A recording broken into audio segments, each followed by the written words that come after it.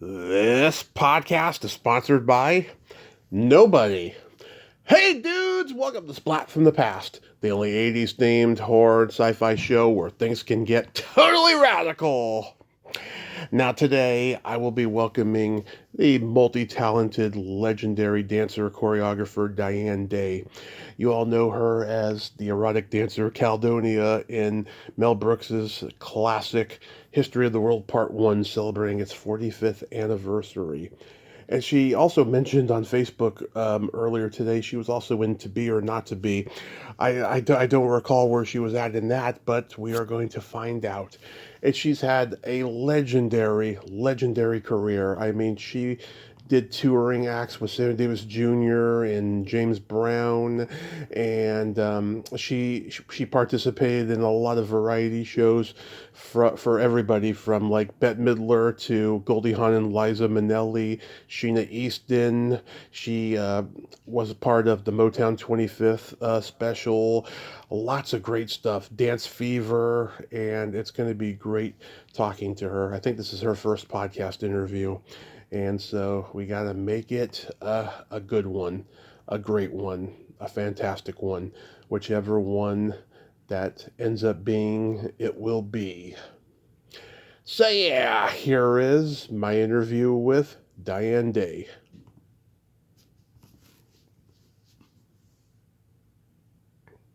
Hey Diane, welcome to the show. How are you today? Fine, Tommy. How are you? I am fantastic. Thanks for doing this. This is so awesome. Thank you for asking me. My pleasure. So going back in time, what age did you start gravitating toward dancing? I started when I was 7 years old. Wow. So was your mom a Taking, dancer? I'm sorry, taking classes. Wait, was your mom a dancer? Yes, my mom was a dancer and my father was a musician. Mm-hmm. What kind of music did your dad play? He played all the woodwind instruments and some of the brass, like flute, let's say, oboe, clarinet, saxophone, all those. Nice, nice. Are you trained in all types of dancing? Yes. Nice, nice. Like when you were growing up, like were there any dancers that you idolized that you were influenced by? Oh my gosh. I liked Ann Miller. Of course, I watched all those old Hollywood movies. Oh, And I loved, there wasn't a dancer like Vera Ellen, Sid Charisse. I mean, it can go on and on. And then people that I gravitated to once I started dancing, like Juliet Prowse oh. and Margaret. I love dance. My mom idolized Juliet Prowse, and I got to interview her niece last November for her book that came out. Oh, yes. I have that book. Yeah, yeah, it was fantastic. My mom was very proud of me that I talked to her. Ah, is your mom still here? Yes, but she doesn't dance anymore. Did She you? should. Oh, she can't. She's got bad legs, bad hips, all of that. Um, Oh, I understand. yeah. Did you act in school? Not really. I didn't study acting until I went to Performing Arts High School for a couple of years in New York City. And we had to take acting classes there. And then I took some when I was in Los Angeles working, Mm-hmm. just to have a general knowledge of that, because going for commercials and things like that, I wanted to know something about acting. It's not my forte, though. So you attended New York City's High School for the Performing Arts. Isn't that the famed school? Yes, it is. Yeah. Did you have any classmates we would know? Um, Let me think. Well, maybe my her Suzanne Charney. Oh She's the yeah. girl that was in Bob Fosse's movie. She did The Frug, Yep. the long ponytail. She was fabulous. That we still are very close friends. Um, Let me think. Well, Michael Peters. There's Oh, so many dancers that came out of there. a legendary choreographer, Michael Peters, who did Michael Jackson's Beat It video and all the Lionel Richie's videos, like Dancing on the Ceiling and so forth. Wow, yeah, Yes, we lost him way too soon. right. Really too soon. But he was also, I worked for him. I worked with him. We were very good friends, and I miss him dearly. Yeah, God, that's amazing though that you got to go to school with him. Um, so after that, you attended the University of Nevada. Not for a while. I kind of went to college to please my parents for a year, Hmm. but I decided to go to Los Angeles, just to move out to Los Angeles. I just didn't want to stay back east, and I was going into like medicine and things like that, and I wasn't sure if I wanted to do that. So I went when I went into dance and things, and I didn't have time to go back to school until I would say 1998. I started at UNLV. Oh, okay. Wow. So when you got out to LA, is that when you started doing the variety shows? Yes, Yeah, let's I see. worked. I worked a little while as a receptionist at a record label, and then I decided to take an audition, and I made that, and then I did a couple of things there. But I decided to go to Las Vegas. My girlfriend was coming to Las Vegas. I had very good friends that were here, Anna and Bob Bailey, who were very situated in the community and who really helped me get started in my dance career here in Las Vegas. And this is where it really started. Then from Las Vegas, as a matter of fact, Juliet was one of the people that said, you shouldn't stay in Vegas all your life. She said, you could do that later on. She said, you need to come to LA and dance. And so I listened to Juliet and another friend of mine, John Adams, who was a comedian. His wife was a dancer, Hmm. Sharon, and she influenced me to come to LA. And I went to LA and I auditioned for Jaime Rogers for the Andy Williams show, Oh yeah. and took off from there. Wow. So what was that like on the Andy Williams show? Fun, fun, fun. The first time I ever worked for Jaime Rogers, and he is quite a character. Hmm. I owe him a tremendous amount of praise and helping me out in my career. But he was a very hard choreographer. I mean, we went through a lot of dancers. I think there were only two of us that lasted the whole 26 shows. Oh He wow. would he kind of would let people go because he was very hard on you. So, but Andy was wonderful, and the Osmond brothers were young, Hmm. and they were they were a lot of fun to work with, and Marie Osmond. So it was like a family. I loved it. Wow. I was curious, did you know Hermes Pan? No, I didn't. I'm a big fan of his, of course. Oh yeah, I've talked to a dancer named Christopher Reardon who was mentored by him, and I was just curious if you knew Hermes as well. Um, yeah, in 1975, you were a dancer on the Manhattan Transfer variety show. It's funny, I got Cheryl Benteen coming on tomorrow, but she wasn't in the group yet during that time. How was that experience? Oh, well, that was another thing that caterpillared me into the Los Angeles life. I worked for Ron Field. Well, we did all Manhattan Transfer, and I did a show called Mary Stream. Mary Tyler Moore Yeah, had a show that she did called Mary Stream, and I I met remember. them, and we got to be really good friends. And their manager said, we're getting ready to do Manhattan Transfer. Why don't you come and audition for Ron Field?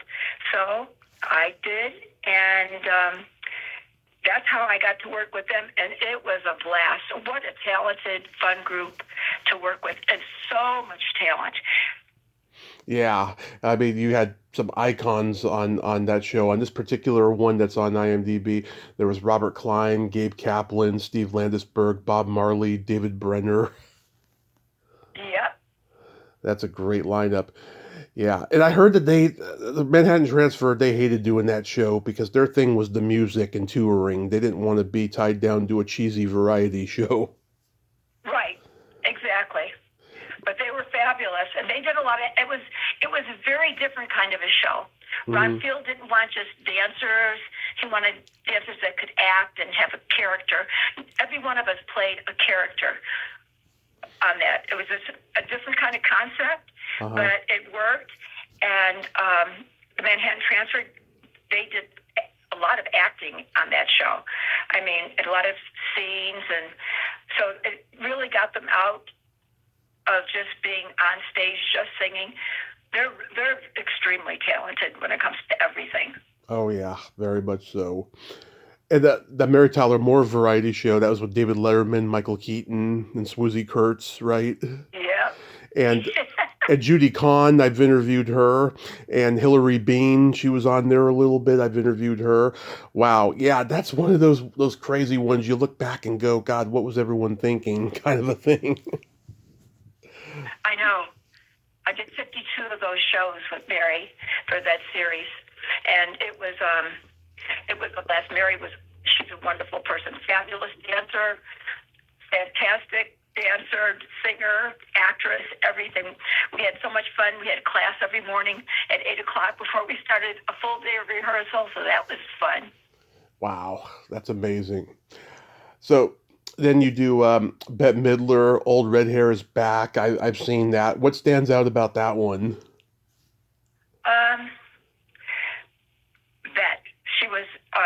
That she was something to work with. She was so talented. I mean, she knew she has a great concept of how she wants things to be and how she wants things to look. And when you have a lot of creative people around you, sometimes that's kind of hard. So she really got her point across. And it's so funny because she was trying to lose weight. She had this thing about being too heavy, but she's a big girl. She's not heavy, fat.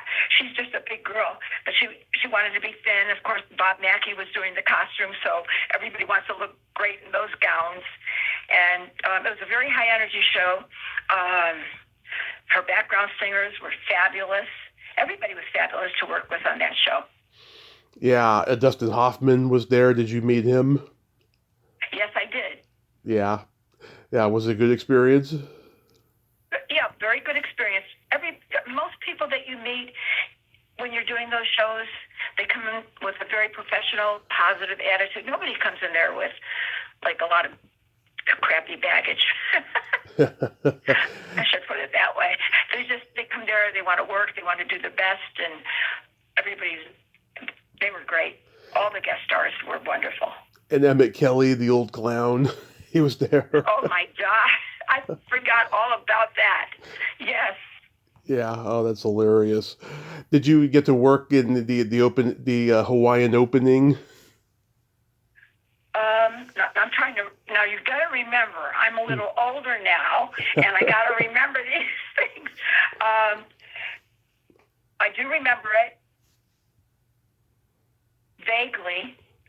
I was the assistant choreographer on that show, so I wasn't a performer on that show. I wasn't a dancer. I assisted Ron Field on that. Okay. Then was there was the Goldie and Liza Together special. I like that one and stuff. Goldie had a YMCA dance workout in that special. Oh, yeah. She's a hoot. Goldie and I were very good friends. We started in Vegas, believe it or not, as dancers on the strip in a show called Hullabaloo. Oh, yeah. And then we remained friends. Oh, you worked on Hullabaloo? Well, they had a show that came to Vegas, and they named it Hullabaloo. Oh, okay. It wasn't from the show, but it was called Hullabaloo, and Goldie and I auditioned. So Goldie was one of the dancers, and Eileen Koch and Gloria Yeager. We had a great group of dancers on that. And Goldie and I became really good friends. And when she did the show, again, Ron Field choreographed, and I assisted him on that show also. And I also danced on that. I was doing two shows at one time. I was doing Dance Fever at night and Liza and Goldie in the daytime. I was worn out. I can imagine. And George Slaughter was a producer. Yes. Great guy. Yeah. And I think I saw you as one of the Hello Girls with Liza. Were you a Hello Girl? Yes. Yeah. Hello. I Oh, had the yeah. braids. Yep. Hello. I Hello. I knew that was you. I Beep, knew beep. it. How about the Sheena Easton Act 1 special? Oh, the Sheena Easton special. Hmm. Oh my gosh, I can barely remember that. Was that the one that El Giro was on? Al Jarreau? Maybe. I think so. I think so. I think so too. I think I have that tape. That was fun. That was fun. Lester Wilson choreographed that one, which is another fantastic choreographer that I owe uh, the world to. I've heard that she's an absolute sweetheart. Wonderful, sweet, Hmm. hardworking perfectionist. I looked it up. Yeah, it was Al Jarreau, Kenny Rogers, and Johnny Carson Okay, had a cameo. right. You're refreshing my memory. That's what I do. It says you were on the 53rd Annual Academy Awards. Let me guess, were you in the Lucy Arnaz opening? Yes, I was. Yes. Yes. Wasn't that a tap? We didn't do a tap number. Yeah, it was like a No. whole Broadway extravaganza opening. Yes, I remember. I think my girlfriend, who's Lorraine Fields, who I love, Hmm. was another dancer. She was on one side of Lucy, and I was on the other. And it was so hysterical because I don't know, something, she had lost her shoe Hmm. during part of it. And I think we couldn't stop laughing. And I was trying, you can't laugh, it's live, so you have to, and you're doing tap, and I kind of remember that. She's a very talented person. Yeah, Lorraine Fields, I'd like to get on here. She was one of Goldie Hawn's friends in Protocol, and she was one of the zombies in Michael Jackson's Thriller. Right. Well, Yeah. anytime you want to get in touch with her, I have her information. We talk. I just talked to her this morning, as a matter of fact. Oh, yeah, I would love to get her on. And yeah, Lucy, I had her on last summer and stuff. She was my 2400th guest, and she was just an absolute delight. Wow. 2,400 guests. Wow. Yeah, today you're 2676. I couldn't believe it when you put that down. When you're telling me, well, I was watching that or listening to that interview, but also I think you had written it down. I'm going, wow, that's a lot of interviews. Yep, well, it's the benefit of being disabled from a car crash. I don't have to do other things right now. Oh, that's fantastic. Yeah, Irene Cara was on that Oscars too. Did you know her at all? No, I worked with her on one of those Academy Awards. I can't remember which one, because I think I did, how many Academy Awards? I did about 6 Academy Awards. And I know, I remember, I'm trying to think, I think what did we probably do? I know that I worked with her. She was nice. Yeah, she was so talented and had such a tragic ending, you know. Oh, I know. She said bye-bye to her career, and then that was that, and then she had such a tragic ending. It was so sad. That is sad.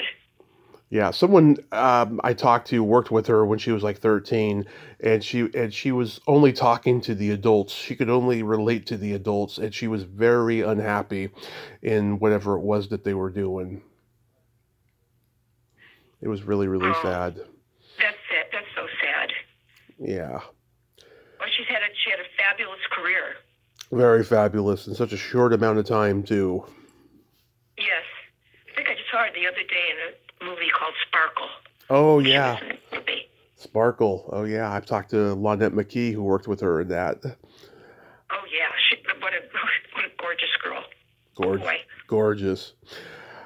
You were Doug Henning's World of Magic. Oh my God, are you bringing up things? Oh boy, oh boy. Yes, I did that. That was fun. We did that on a location way out near Edwards Air Force Base in California, in the middle of nowhere, because I guess they had to set up all those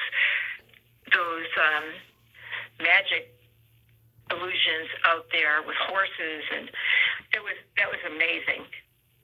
Yeah, and Billy Crystal was on there, and Jillian, Bruce Jenner, Orson Welles. That's an odd combination.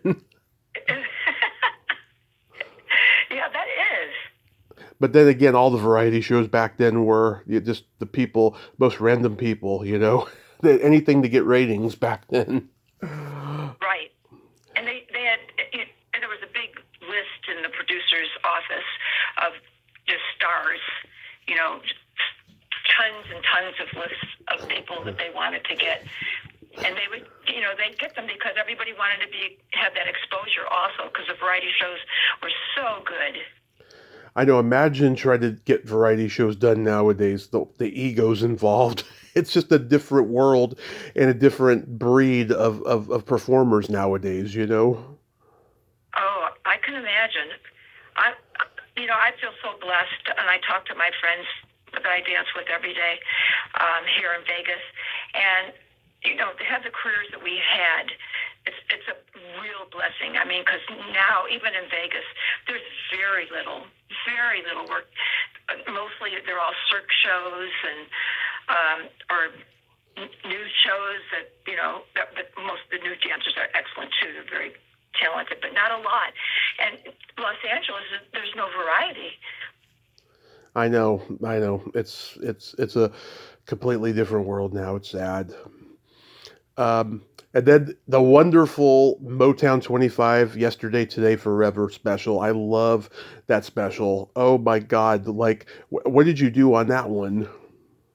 I danced and I assisted Lester Wilson on that one also. I was assistant choreographer on that. Oh my God. Yeah, I love Adam Ant sequence. Oh my God. Just Yeah. Yes. I heard that he had written about it in his book about how terrified you could see it in his face how genuinely terrified and befuddled he was that Diana Ross got on stage and started shaking her ass to the song. Because that's his idol, that's why he did that song, and he was just like, oh my God, Diana Ross approves of me. What a star-studded show that was, wasn't it? Oh yeah. My God. Richard Pryor's hosting, and then you got Jose Feliciano, and you got Junior Walker, and you got the Four Tops and the Temptations doing a medley battle. Yes. You remember that? Yeah, and having to put all that together, that was a lot for Lester to do and a lot for me to assist him on. But I enjoyed every minute, but it was hard work. I think we must have worked 18 hours a day. Wow. Maybe for a month. We worked really hard on that show. And Michael Jackson. Yeah, his first time. Stockings. His, all that. His first time doing the moonwalk ever, and it really ramped up the ratings. I mean, it was a huge, monumental, historical moment that people look back on now. Yes. Yeah, did you get to talk to him or anything? Oh, of course, sure. Yeah. I've heard he was... He's very private, very quiet, right. Very nice, very professional. As a matter of fact, if you interview Lorraine, she has a lot probably to talk about Michael, about his life. Yeah, he just seemed like he was just very gracious and just happy to be there, you know? Oh, yes. All the Jacksons are really wonderful performers and people. And I get that same feeling from Lionel Richie, too. He's just happy to be there. And just, you know, he's a huge... Sweetheart. Yeah, I mean, he's a huge star, but he's happy to be there, and he just wants to entertain everybody. Yep. He's a great guy. Good to work with. Did you get to talk to Richard Pryor? I did Richard's summer replacement show, as a matter of fact. So I ended up doing... trying to think about, we did 8 shows. Oh yeah, the one with Paul Mooney and Robin Williams and Sandra Bernhard. Exactly. Yeah. It was a jitterbug scene we did. Claude Thompson choreographed that. So we did a fun jitterbug scene, and just everybody was, I love Paul Mooney. Oh my God. Talk about talent. Oh, God, he was hilariously funny. I think Chappelle got a lot of his style from him. I mean, yeah, he talks about Eddie Murphy and stuff, but I think there's a lot of Paul Mooney and Dave Chappelle, too, you know? I think so, too. Yeah. Brilliant writer. I mean, wonderful, fun person. That was a great show. we had a lot of fun. And Claude Thompson, again, was the choreographer, and Michael Peters was one of the dancers, and Lorraine Fields was one of the dancers, and Karan Lehman was one of the dancers. These are all really, really established, wonderful dancers. Wow. And so how do you get cast in History of the World Part 1? Alan Johnson was the choreographer. Right. And I had worked with him on a couple of television specials when I got to Los Angeles. And he called me up and said, I'd like you to meet Mel Brooks. He's doing History of the World and blah, blah, blah, blah, blah. I explained a little. He said, why don't you come with me to meet him? And then I went to meet him, and they explained to me the part. Yeah. I was in the dark. I did not know what a eunuch was. Yeah. When they told me, I was like, excuse me, a eunuch tester? I've done a lot of things in my days, but so he told me about what they wanted me to do, and Ellen choreographed me, of course, for that, and Mel and I got along great. I ended up doing another movie through him afterwards, To Be or Not to Be. I was parody on Hitler, and I was one of Hitler's girls. Mel is a wonderful he is just an unbelievable person to work with. You're in hysterics all the time. Yeah, that's what I hear. I mean, he's the best. Have you seen the documentary about him? No. It's 4 hours long on HBO. It's worth it. Oh my God. It covers the gamut of his history. It is just wonderful from start to finish. Everyone interviewed in show business, you can just tell they just absolutely adore him. Oh, I'm going to have to watch that. I loved him. I still love him. He's still alive. Yeah. 100 years old a couple weeks ago he turned. Oh my gosh. I can't believe that. You look like Cleopatra in the movie. Was that intentional? No, that was my style then. Mm-hmm. I had come to Los Angeles, and I saw Bo Derek, and I said, oh, I love those braids. Oh, yeah, the braids. So I went to a lady in Omar in Beverly Hills who did braiding, the only one that was doing it then. Mm-hmm. And I walk in, and guess who's sitting in the seat when I walk in? Cecily Tyson. I almost fainted. Yeah. And I was like, oh my God. I was so enthralled with her. But anyways, they braided my hair, and I ended up keeping my hair in braids redoing them all the time for 6 years. And that was the look I had on Dance Fever when I auditioned for Merv Griffin for that show. Right. And he was like, I don't know about your hair. And I said, Bo Derek has his hair. So then he said, oh, that's right. So then he said, well, we'll try it. And the hairstyle, Mel didn't want me to change my hair. He thought it would be perfect. He said it goes right along with that Cleopatra, that Roman look. Yeah, it looks great. You look great in there. You know, I mean, you raised his feather. Oh, I know. You don't know how long it took for us to get through with that without just dying laughing. Yeah, so did you dance with Gregory between takes? Oh, I danced. I've known Gregory since I was a little girl. Oh, okay. In New York. My father was in the band at the Apollo, mm-hmm. Reuben Phillips band, and Hines and Dad, he was little then too, they performed there, so I would go with my dad to work quite a bit, and that's when I met him. And then when he came out to Los Angeles, I don't know what we were working on. We did some television show, and the friendship rekindled, and so it was easy to do the number with him because I already knew him. I knew his daughter. I knew his wife at the time. So it was easy for me to do that because, like I said, I'm not an actress, and I was like a eunuch, and I was like, oh my God. What am I doing? I know an actress who had to say something about the Mile High Club in a movie, and she didn't know what that was until after the take was over. Somebody whispered it in her ear, and she was like, "Oh my Lord!" Yeah. Yeah. Oh my God. I mean, you were around. Oh my God, a whole gamut of talent on that movie. There's Madeline Kahn, Dom DeLuise, Howard Morris, Jackie Mason, Sid Caesar, Jack Carter, Harvey Korman. I mean, anything stand out about any of these people? They were. It was like I said. There were 1,000 laughs to get everybody to get serious. Mel, being as silly as he is, but a great director. I mean, and all the comedians having their one-liners in between what they're supposed to be doing. I mean, we were constantly in hysterics. It took us so long, but it was like so much fun. And he kind of let everybody roll with everything. Shecky Green. I mean, there were some really fabulous. Was Jackie Mason on that one? Yeah. Jackie Oh, no. Mason. He's chained I to think the he was. wall.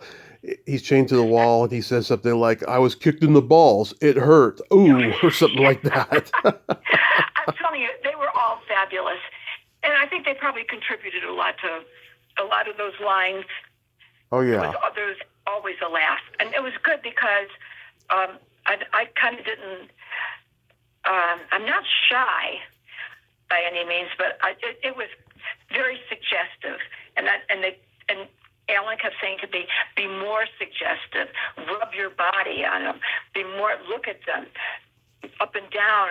And they were, Mel said more facial wanting. Now I was like, oh my God, I'm doing a porno.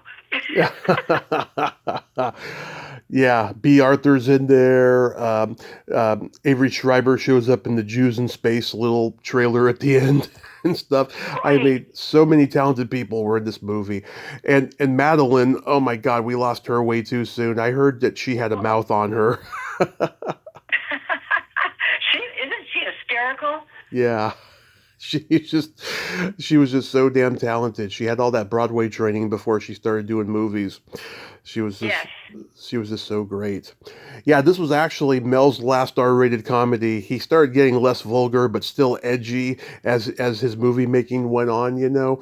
And like this and Blazing Saddles were probably his two most offensive movies he ever made. Well, to be or not to be was pretty offensive. It was, but You did. It was PG though, and there was no sexual suggestions in there. Oh my gosh! If we humped one more person, hump. I said, "Oh, we're pumping again." Yeah, so you said on Facebook earlier that you were in that as well. Where were you at? I was one of, what do they call it? Hitler had three girls Oh that walked yeah. around with whips and garter belts on. Oh yeah. And G-strings and Hitler hats. And matter of fact, Vince Patterson, the great Vince Patterson, who's a great choreographer, was in that too. He was my partner in a lot of that. I was one of the girls, one of Hitler's girls, and that's all we did was look like we were going to beat everybody and be sadistic. And he directed us, basically. Alan Johnson did the choreography, and Mel would direct us and what he wanted us to be. Wow. Yeah, I love that movie. I think it's Mel's most underrated movie. I interviewed an actor who was in it, and he said he did not have a good experience making it.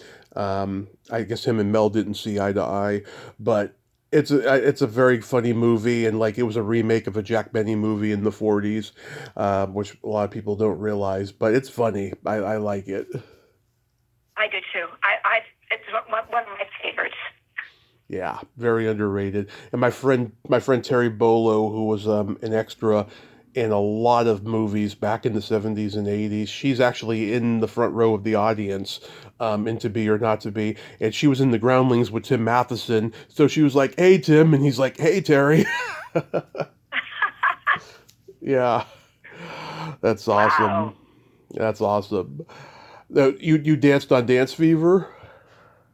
Yes, for six for 6 years. Yeah.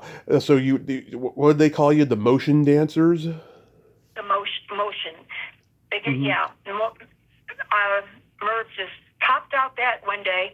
He said, "What are we going to call you guys?" He said, let's call them motion," and that's how we got that. So Merv Griffin produced Dance Fever. Yes, He Merv Griffin and 20th Century Fox.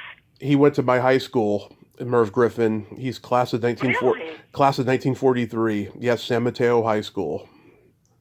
Oh, that's right. You said that on that podcast. Yeah, Wow. yeah. Interesting guy. Merv, yeah, he's an interesting guy. His widow is apparently still alive. I was actually trying to look for her to see if she would be able to do an interview with me to talk about the Gene Wilder movies that she was in. Oh, that would be wonderful. I haven't seen or talked to her in a long time. Lovely, lovely lady. Yeah, I was looking to see if any of his kids were on Facebook. Maybe I can take another look. But that's so cool. Yeah, you got to do that. Did you ever work on Solid Gold? No, I didn't. I was doing Dance Fever, which was opposite of Solid Gold's time of taping. Yeah, I know a dancer who told me that's one of her least favorite showbiz experiences that she had. There was a lot of pressure on that show. Oh, It was a Paramount I've show. heard Yeah, they did some great work, but I've heard horror stories. yeah, How hard it was. But the dancers were fabulous. yeah. You did stage act shows with like Sammy Davis Jr. and James Brown. I mean, God, showbiz legends. Anything stand out about that? Um, let's see. Sammy Davis was wonderful. I went on tour with him for a year as a dancer, and we went to Vietnam, which was one of the highlights of my career, I feel. Oh. And we did shows for the troops over there. Mm-hmm. USO. USO. It was scary, and it was fun. Yeah, USO show. Uh-huh.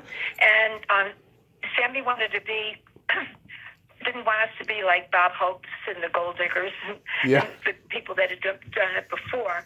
He wanted us to go right to the front lines. So we would go and do shows. We would get in a what do they call those helicopters every day and be shipped to or flown to some air base where they would set up during the daylight hours only, and for the guys that were on the front lines. So we did really, it was really scary. And on the destroyer, the Hancock, we were on that for a little while. So that was a thrilling experience. I love that, and I loved working for James Brown too. I only did one show with James Brown, I've got to say, and it wore me out. I have never heard one. If he says one more time, hit it, I was like, every time he said that, we had to go back on stage and do the choreography again. I mean, I looked like my parents were in the audience. They said, "Oh my God, I felt so bad for you. You look like a wet rat up there." I was soaking wet. You know, like 3 hours of dancing. You know, I don't know if James Brown ever did many interviews, but I don't have a sense of who he was off stage. It seemed like, based on his persona, he was always on, you know? Yeah. He was professional. We just rehearsed with him. He was nice. His wife at the time was a makeup artist, so I got to be friends with her. She was real cool, and it was a hard show. Pam Rossi, as a matter of fact, Pam Rossi, who's one of the Solid Gold dancers, choreographed that show.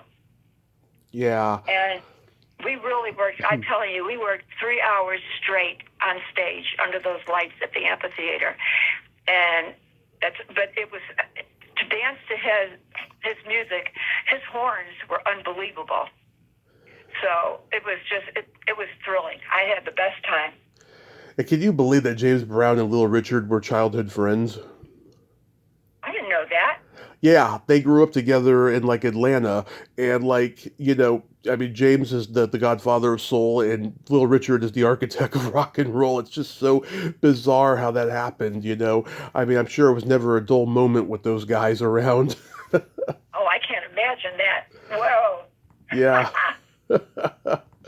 And Sammy, yeah, I mean, I've talked to people who did USO tours, performing and stuff, and they all tell me, you know, after they left, you know, Vietnam or wherever they were stationed at, they were just never the same again. It was like a really profound experience. Did you find that to be so? Oh, yes. Yes. we were flown to a place called Benoit, and Army base was our base every night. And like I said, we only could go out in daylight hours because of the rocket attacks on the choppers that we were on. And to have to get on those, what were they called? I can't remember. But anyways, there was these Army helicopters, and they have gunmen sitting at the windows on both sides, and us lifting off of Benoit Army base and going into the interiors of places, and then we would land and we'd have to rush out, and they put the lights on, and they only could keep them on for a certain amount of time because we were in enemy territory, and we didn't have a dry cleaner, but our costumes were like velvet, little mini skirts and satin hot pants, and that was just disgusting. We were like, oh, we were sopping wet all the time, but it was an unbelievable experience to see these guys' faces, the appreciation and the love that came across, and then going back at night and having dinner with them and hanging out with them at night was just so much fun. Yeah, was Sammy in his cocaine period during that time? Not that I know about. Yeah. I don't think so. Him and Eltaviz, I went to high school with her. Eltaviz Davis was Sammy's wife at the time, and she came with us on tour. And that's all we did was work, and we hung out. Well, the dancers, we chose to hang out with the enlisted men. They'd like us to be at the officers' club, they said, but no, we had to go in the barracks. We wanted to eat dinner with the enlisted men, and we had so much fun with doing that. Yeah, because it's funny, he became known as a pretty good chef at home, and he told Arsenio Hall on his show that the reason why he started cooking was because after cocaine he needed something to do with his hands, he said. And so he learned how to cook, and so then he became like the master chef of his house, and then he started his own barbecue sauce company. Right. Yeah. He was a good cook. Oh, so you came over and had dinner one night? Oh yeah. I spent a lot of time at his house in Beverly Hills. A lot of, like I said, Eltaviz and I were really good friends, and Sammy had dinner parties. He loved parties, dinner parties all the time, and I loved going. And I loved going. And I met a lot of interesting people. We had a lot of fun. We played games and talk, and just it was fun. And then I worked on the road with him. Motion was his opening act at Caesar's Palace, so I had a chance. We were together for about 6 months between Caesar's Palace and Harris, and of course we'd eat dinner together after the show, and we hung out all the time. Yeah, that's so wonderful. Yeah, when he died, I was so sad because I grew up on the Cannonball Run movies and everything else he did. And I love Sammy. We're big Rat Pack lovers in my family, and so it was just devastating for me. I was almost 7. I was like a couple weeks away from turning 7 when he died, and I was just devastated. The guy needed at least 20 more years of work because he was such a brilliant artist. Yeah, but he lived a wild life. He did. He certainly did. He lived every minute he did. There wasn't a minute that he did not live to the fullest, I'll tell you. Yeah. Yeah, and his dad lived a pretty long time, too. He actually died just before he did. Right. Yeah, did you ever get to meet his dad? Yes, I did. Yeah. God, that's so wonderful. Were you on the cover of OUI magazine? Oh, we? Yes. Yes. Oh, we? Yeah. How did that come about? Oh, it came up. The 20th Century Fox called me up and said, we got a call from We Magazine, and they'd like you to do the centerfold and like you to do the cover. And I said, isn't that a nude magazine? And they said, well, it does have nudity. And so I said, we have to talk about this. So I had a long talk with the publisher and the photographer. Yeah. I did it, and I really was. I wasn't sure. They said, face, we know you're not the be classless. So I tried to show as much skin as possible without being nude. Like I had the satin sheet in one thing, and I had the gauze dress that was see-through in another thing. I said, the illusion is better than the nudity. I kept telling them that, which they didn't want to hear. I kept saying the nudity is not really what I really want to do, but I really will show, I know what what the magazine is, and I was asked to do it, and it's for the publicity of Dance Fever, and I did it. And it was, I didn't mind. Yeah, no. A little over made up. Yeah, no, I saw the cover, and I have to say you are quite a lady. Wink, wink, nudge, nudge, and it was wonderful. Sometimes less is more, you know. I mean, sometimes I'll be disappointed if I get more, you know, because as a guy, I try to visualize what the woman looks like, you know, without a bra on or whatever, and I'll be disappointed. But less is more. You're right. Yeah, I mean, I think it was pulled off great. Oh, good, because I had a hard time.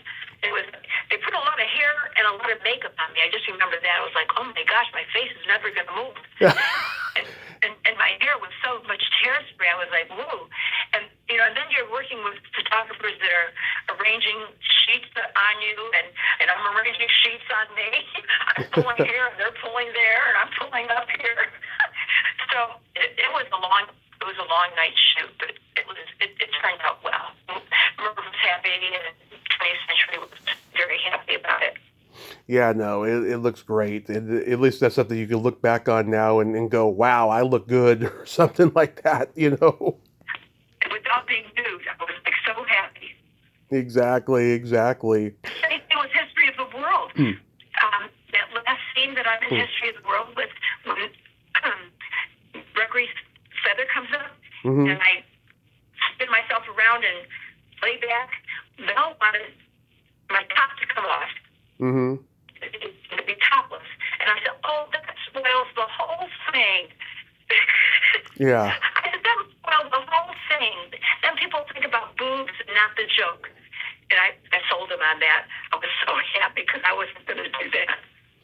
Yeah. Well, you know, it's all about communication when it comes to nudity, and sometimes it's a management thing the most more than anything because the director tells the management that there's going to be required nudity, and then the management is afraid of getting fired if they tell them that there's going to be nudity, and then when all this lack of communication and bullshit comes about on movie sets, but you got lucky there. I mean, that was good that you had a good experience with that. Very good. So what do you got? I've liked everything. They've all been really helpful and just easy to do. Yeah, that's fabulous. So what do you got going on these days? I dance 3 days a week, Tuesdays, Thursdays, and Sunday, with a wonderful teacher here, Angela Moyo. And it's really supposed to be over 50 class. We have a lot of, there are kids in there, there are people in there that squeeze in there like in their 30s. But a lot of the dancers are from shows that have been here and then on the road that want to continue dancing. So we just continue dancing, and they're really difficult classes and challenging, but they're fun, forgiving classes. So they can't do something perfectly. They can kind of take a little because of pets or knees or ailments that come about when you're older. Your mom could probably help you with this one. Yeah. So you teach dancing? No, I take classes. Okay. I love it. I take classes. I was teaching years ago, and I loved it, but I really like taking classes. I like doing somebody else's work. Because if I do my own work, then I know what I'm going to do. That's not fun.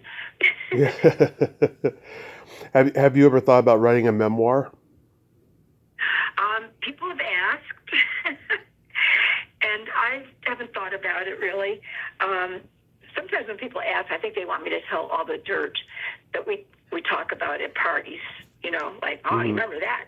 oh, what about him? He was a real freak, or you know, all that dirty stuff that you know about people. Yep. That dirty stuff, but just in life scope. Yeah. No, but So you. I don't know. I don't know. It wouldn't be too exciting unless I probably would tell all the stories. I don't know what's exciting. I was thinking, how am I going to stay an hour on the phone with Tommy? What am I going to talk about? I said, I better take out this book and look at things. Well, I mean, you could write it on your own and then like get it self-published or something. That way, you don't have people saying, "Oh, we're not releasing it because there's no dirt in it." Oh, that's a good idea. Maybe Yeah. I'll think about doing that. Yeah, like I said, you got these great stories, amazing stories about breaking bread with Sammy and going on the USO tour and stuff. I mean, yeah, it's a part of history that needs to be told. That was the life of the dancer. As a matter of fact, I have a friend that's writing a book, Karan Lehman, Hmm. and she's writing a book about dancers. And I just sent her last year a couple of years ago, I should say, a whole bunch of stuff, bio stuff and things. And I was reading about everybody that she's writing about. So Nice. it was kind of interesting. So maybe I will do that, because everything was such a great experience as I remember it now. I'm sure there were times that things weren't, but I kind of want to remember all the good times. Yeah, you could always write about the good times. You don't Yeah. you don't have to make it a depressing book. You can make it a happy book. Yeah, and then, there's nothing to really be depressed about, other than the things that happen in life and to everybody, normal people. I was a normal person. I had ups and downs and ins and outs and Hmm. the things that I wouldn't do again. Hmm. Now you mentioned to me in Messenger that your mother was Italian. So how Italian do you identify yourself? I mean, do you like to eat pasta and all that stuff? Oh, yeah. Oh, yeah. Hmm. I am definitely 50% Italian. And both sides I'm real happy with. But, I was raised by my mother's parents a lot Hmm. during my childhood, who were Italian. And so I was around Italians a lot more than anybody else, any other group. So I just have the food, fat, food, trying to lose weight, telling my grandmother, she kept saying, "Oh my God, you got to gain some weight, you're getting so thin, honey." But no, Grandma, I won't get the jobs.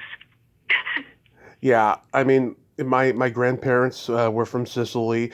They came here off the boat to San Francisco, and my grandmother, my nana, she was the first one to be born in San Francisco after her older brother, my grandfather, was born in Sicily, and he never quite was able to speak English correctly and stuff. And he drove a truck where he had like chickens and everything later in life. And yeah, I mean, I was brought up with the Italian Catholic guilt constantly being said. Uh, my nana was a great cook. She didn't just make pasta, but she also made other things like homemade French fries and really greasy stuff that was just so good. And because of it, we all have a history of high cholesterol in my family. Well, I'm the only one that escaped, Hmm. I've got to say, Yeah. in my family. But isn't that a wonderful? My family's from Southern Italy too, and outside of Naples, and the food, everything was all around food and going to church. That's all Yeah. we did, and guilt. My mom's a great cook too, but I cannot cook worth a shit. What I can do is I can call up the best pizza places to come over. And criticize them. Oh, this isn't. Oh, Oh, this isn't really. you have no idea. My nana and my mom are two asses in the same pair of pants. It's like when my mom opens her mouth, it's like my nana all over again. Like I'd be ashamed to make this pizza. It's just super greasy. I could put a napkin over it and it'll absorb all the grease. That's right. It's true. Yeah, I'm not going to name specific pizza places, but yeah, I've heard that a lot over the years. Oh, Oh, that is just hilarious. That is just hilarious. We used to have a downtown San Mateo Italian festival. We used to go every year, and we would get ravioli there at the stands. oh, Oh, that was so good. And oh. we had an Italian club at my high school, and I had like an Italian flag T-shirt, and I would get in the yearbook picture wearing it and stuff. Oh my gosh, it made me so hungry. Yeah, that's how Italian I am. I take pride in my Italianness. I take very I big do. Oh, I pride do in it. too. I do too. Yeah, I do too. yeah. My grandmother was sure of that. That I remember my Italian side. She would get really upset when I wouldn't acknowledge that side. Yeah, and we don't know too much about the Croatian side on my dad's side. Little things here and there, because Croatia is not pretty much not a country anymore, and it's really sad. And there's not like a whole lot of genealogy that can be traced. Although we do have, my grandmother, his mother's Irish, and we do have a little bit of like I don't know German or Norwegian there, and a tiny bit of Cherokee Indian or something. But we don't know like how far back those roots go, sadly. Have you done your ancestry? Yeah, I mean, we've tried doing the ancestry on my dad's side, and yeah, we can't find anything, sadly. Not much, at least. It only goes back a certain generation. Yeah, I still have to work on my mother's side. My grandfather, my Italian grandfather. I got to really go back even further. My mother's, I know pretty much everything, but I love going into that. But that takes a long time. You could be on the computer all day following those little leaves.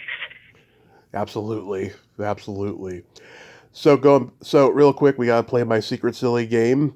This is a series of silly slumber party questions. It's no win or lose, just pure fun. And how the game works, Diane, is I ask you the question, you answer it, then you ask me that exact same question, and I answer it. And feel free to comment on the answers because they might be funny. Okay. Okay, Diane, are you ticklish? Yes. Tommy, are you ticklish? I'm very ticklish, and if you tickle me without warning, I might hit you in the groin. Oh, I might pee on you. Yeah, that too. It affects my kidneys. I can't take it. Yeah. Is your belly button an innie or an outie? Innie. Okay. Is your belly button an innie or outie? It is also an innie. It's deep. I call it the bottomless pit. What color are your toenails painted? Green, my favorite color. Love it. What color are your toenails painted? My toenails are fire engine red. They've been that way since July, or June, I should say. And I just been too lazy to do a new color, but I will for August for sure. I like to do a new color each month. Yeah, I do too. Yeah, green's also my dad's favorite color, by the way, because that's from his Irish side. Um, what would And you? I've got that side too. Oh yeah. What would you? On my father's side, I've got an Irish grandmother. Yeah, mine's from Kentucky, and um, my great grandmother, her mother, my dad's grandmother, she lived to be 104, and I got to meet her when she was 101, and she was just so old school Southern. It was wonderful to see that before she passed. Oh, that was great. What would you say is your best personality trait? Um, my laugh. You do have a very nice laugh. I like your laugh. I like to laugh. It makes me feel good. Makes other people feel good. What is yours? I have empathy and I have no filter. Oh, wonderful. Oh, that's wonderful. Well, I'm a Gemini, so it goes hand in hand. Well, I have a filter, but I have a lot of empathy. Yes, you do. I can tell just by talking to you. You're very empathetic. Oh, yes. I care immensely As a matter of fact, I just fixed lunch for the guys that are fixing my stairs out there, working in that heat. I had to make them something. I felt so bad. Oh, that's sweet. What is your guilty pleasure? Chocolate. Yeah, I hear that one a lot. I hear that one a lot. Yeah, it's Warren Buffett's favorite candy is from C's, and the little peanut butter chocolate round little puppy things. Evil. Oh, evil and good. And for me, I love eating pizza and watching a raunchy sex comedy movie like History of the World Part 1. That's a good one. Yeah, and so many others too. Animal House, 40-Year-Old Virgin, anything Adam Sandler, Dumb and Dumber, stuff like that. Oh, that's great. Oh, you enjoy laughing, and that's good. Oh yeah, I mean, I did stand up for 10 years, you know. I'm a comedy nerd thick and through. Yeah. I saw that. Wow. If you could have anything named after you, what would it be? A School of the Arts for underprivileged children. I think it will happen because like I said, you have empathy. I think it will happen. Yeah, I'd like to. Everybody should share in the arts. I taught high school to kids that were, what they called them, socioeconomically deprived. I didn't like that term at all, but they were fantastic. I was and it gave me great rewards. I was in special ed in school for 10 years because I have Asperger's and I have a learning disorder and stuff. It takes me a while to get things. So I love that. That's beautiful. Oh, good. In spectrum, kids, I've got a grandson that's on the spectrum, and I know I've taught kids on the spectrum, and I'll say I taught dance to many of the kids that were on the spectrum, and they really enjoyed it so much, and they did so well. Yeah. And for me, I'd like to have a vibrator named after me.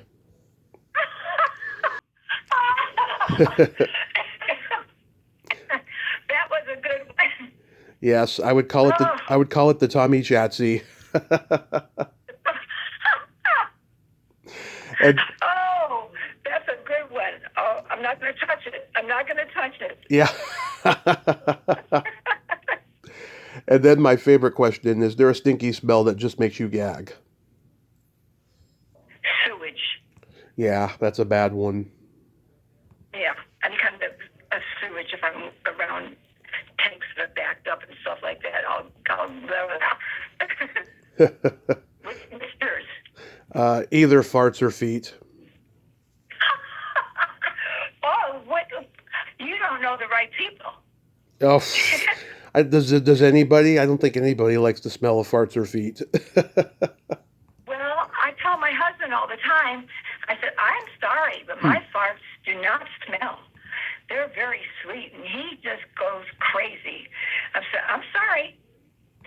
Yeah. And my feet are always clean. I never smell my feet. Yeah, well, they have to be clean when you're dancing and all that stuff. Yeah. And dancers, I think, especially the older they get, take really good care of their feet, keeping them smooth instead of calloused and clean, and use sneakers or athletic shoes or dance shoes all the time. So you're sweating, so you gotta definitely wash your feet and wear clean socks all the time. Yep. I got a joke for you. Oh, good. What do you call a boy that doesn't masturbate? I guess. A liar. Oh, no. A liar? Yeah. That's not a joke. I know, it's a fact. That's not a joke. And when I meet somebody that says they didn't do that, I'm like, oh, yeah, tell me about that. Okay.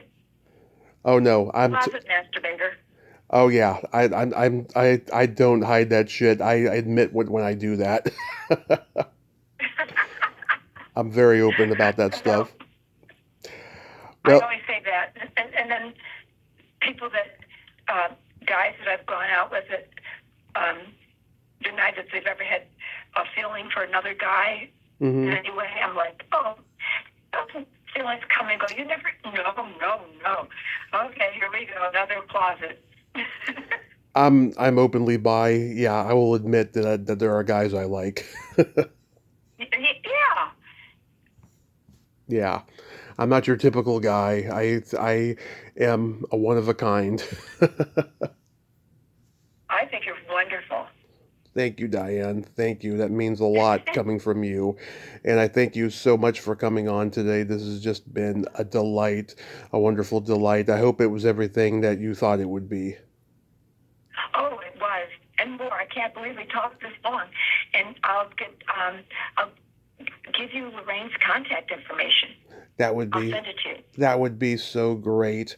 I hope you have a wonderful rest of your summer. Stay out of the heat over there in Vegas. I know it's pretty hot down there probably.